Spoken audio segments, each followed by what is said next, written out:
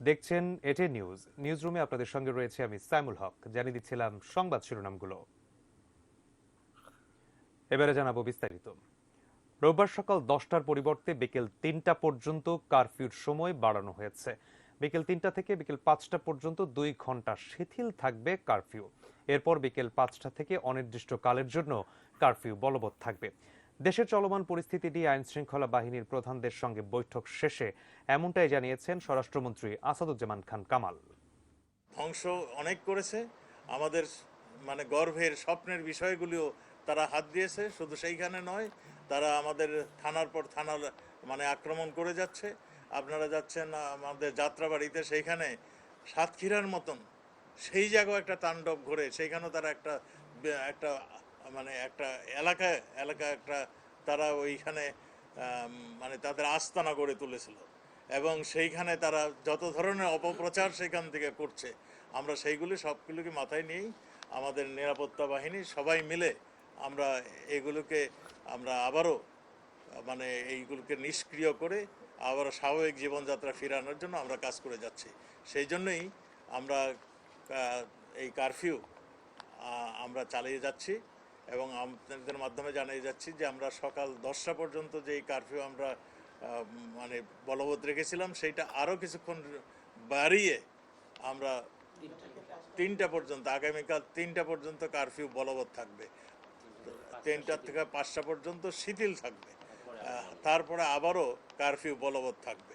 আমরা এই জনগণের দুর্ভোগের জন্য, আমরা জনগণকে কষ্ট জানানোর জন্য আমরাও নিজেরাও দুঃখ পাচ্ছি। আমরা নিশ্চয়ই আমরা এই দুর্ভোগ থেকে পার্মানেন্টলি মুক্ত করতে পারব।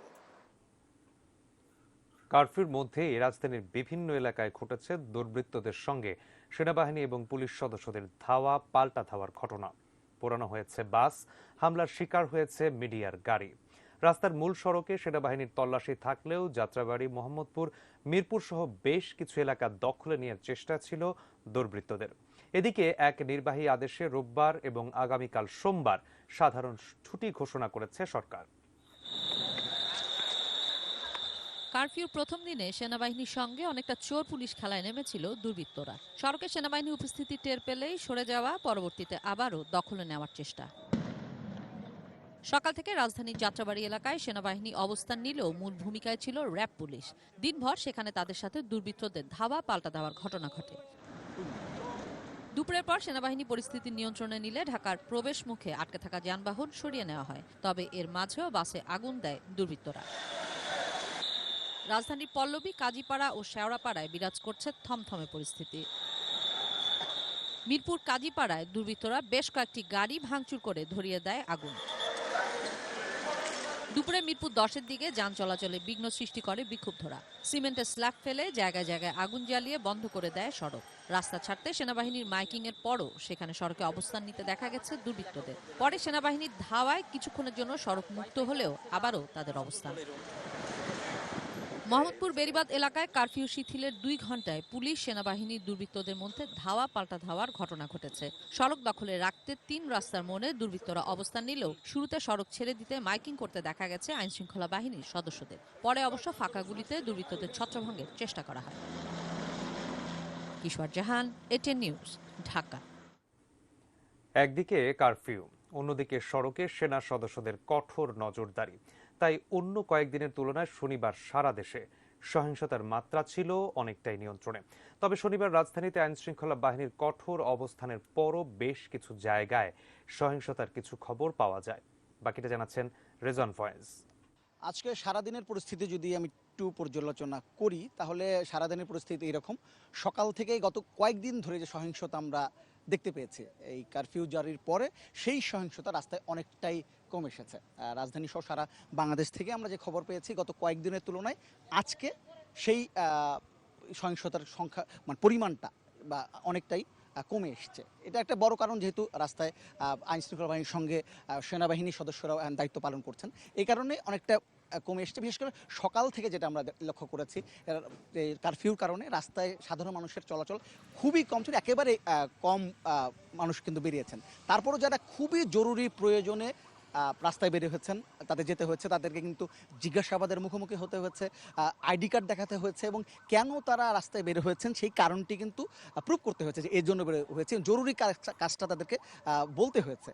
তারপর যদি আইনশৃঙ্খলা বাহিনীর সদস্যরা বা সেনাবাহিনীর সদস্যরা যদি সেটা নিয়ে তারা যে ঠিক আছে আসলে জরুরি কাজ আছে এটা নিয়ে যাতে সন্তুষ্ট হন, তখন তাদেরকে ছেড়ে দেওয়া হয়েছে অথবা তাদেরকে আবার ফিরতে বাড়িতে পাঠিয়ে দেওয়া হয়েছে। এই হচ্ছে রাজধানীর পরিস্থিতি ছিল।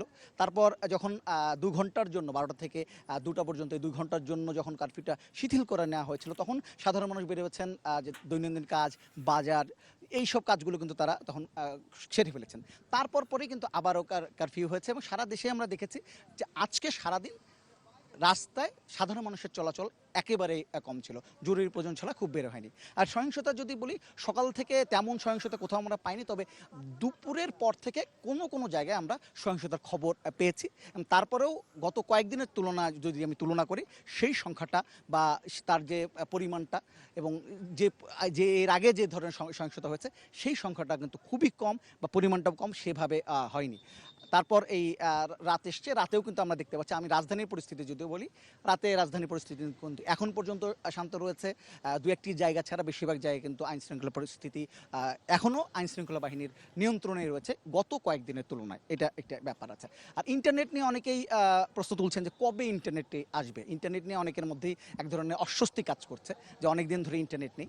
এটি নিয়ে আজকে তথ্য প্রযুক্তি প্রতিমন্ত্রী জুনায়েদ আহমেদ পলক যেটি জানিয়েছেন যে ইন্টারনেট ফিরতে আরও কিছুদিন সময় হয়তো লাগতে পারে, বা কবে ইন্টারনেটের স্বাভাবিক হয়ে আসবে ইন্টারনেটটি সেটি তিনি এখনই পরিষ্কার করে বলতে পারছেন না। একটি কারণ আছে, কারণ হচ্ছে যে যেই মহাখালী যে আগুন দেওয়া হয়েছিল, ডাটা সেন্টার ক্ষতিগ্রস্ত হয়েছে, সেটি এখনও মেরামতের কাজ চলছে। কাজে ইন্টারনেট কখন ফেরত আসবে সেটি এখনও বা স্বাভাবিক হয়ে আসবে সেটি এখনও পরিষ্কার করে বলা যাচ্ছে না। এটি একটি খবর।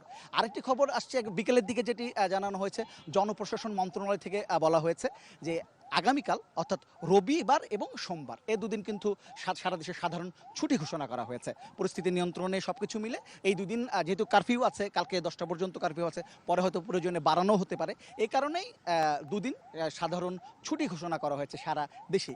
এটি একটি তথ্য রয়েছে।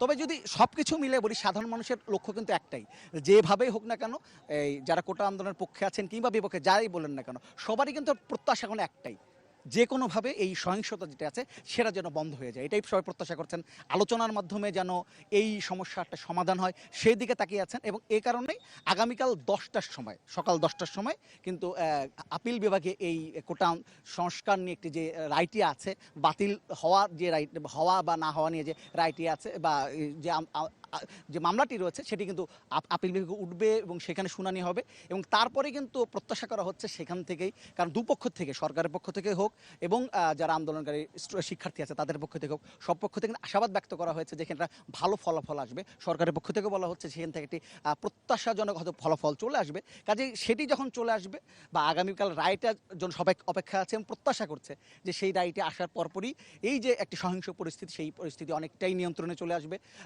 যারা সব কিছু মিলে যে সারা দেশের যে পরিস্থিতি সেটি মোটামুটি স্বাভাবিক হয়ে আসবে বলে প্রত্যাশা করা হচ্ছে। সবার দৃষ্টি আসলে আগামীকাল সকাল 10টায় আদালতের দিকে, সেখান থেকে কি রায় আসে এবং তারপর আসলে প্রতিক্রিয়া কেমন হয় সেটির দিকে।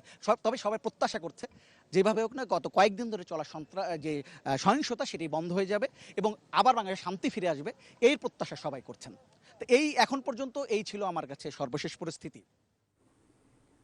কারফিউ শিথিলের 2 ঘন্টায় নিজেদের প্রয়োজনের কাজ সেরে নিতে ভিড় ছিল রাজধানীর বিভিন্ন জায়গায়। নিত্যপণ্যের দোকান এবং বাজারগুলোতেই তুলনামূলক বেশি উপস্থিতি ছিল মানুষের। সম্রাট আনোয়ারের রিপোর্ট। কারফিউতে ফাঁকা রাজধানীর সড়ক। অল্প স্বল্প লোকজন যারাই বের হয়েছেন তাদেরকেই পড়তে হয় সেনাবাহিনীর জিজ্ঞাসাবাদে। চেকপোস্টের সামনে কারণ শুনে প্রয়োজন বুঝে তবেই নির্দিষ্ট গন্তব্যে যাওয়ার অনুমতি দিচ্ছেন সেনা সদস্যরা। আর যাদের কারণ বেশি জোরালো নয় তাদেরকে ফিরিয়ে দেয়া হচ্ছে। গেল কয়েকদিনের সংঘর্ষের ঘটনায় জনমনে অস্বস্তি দেখা দিয়েছে। পরিস্থিতি নিয়ন্ত্রণে বেসামরিক প্রশাসনকে সহায়তার জন্য নামানো হয়েছে সেনাবাহিনী, দেয়া হয়েছে কারফিউ। তবে কারফিউয়ের জন্য যে জনগণ প্রস্তুত ছিলেন না তা বোঝা যায় কারফিউয়ের প্রথম দিনের মধ্যবর্তী 2 ঘন্টার শিথিলতার সময়ে। শুক্রবার মাঝরাতে কারফিউ ঘোষণা করায় অনেকেই বিপাকে পড়েন। ঘরের নিত্যপণ্য কেনাকাটা যাদের করা ছিল না তাদের দুশ্চিন্তা ছিল সবচেয়ে বেশি। তাই কারফিউয়ের মধ্যে 2 ঘন্টার শিথিলতায় বাজারে ভিড়। কেনাকাটা তো কিছু প্রয়োজন। তারপরে হসপিটালে গিয়েছিলাম ওই নিপ্টো ডায়ালিসিসে, ওখানে আমার ছেলের ডায়ালিসিস চলতেছে। সময় একটু পাইছি এই কারণে বাজারে আইছি। হুট করে দিয়েছে এটা তো কেউই জানে এটা তো মানুষের অনেক সমস্যা। সবাই তো মোটামুটি 2 দিন যাবত কিছুটা আশঙ্কার মধ্যে ছিল। হ্যাঁ, এই জন্য বেরোবো আর কি বাজার করতে। ঘোষণা পাওয়ার পরে আসলাম বাজারে, তারপরে সব তো দেখলাম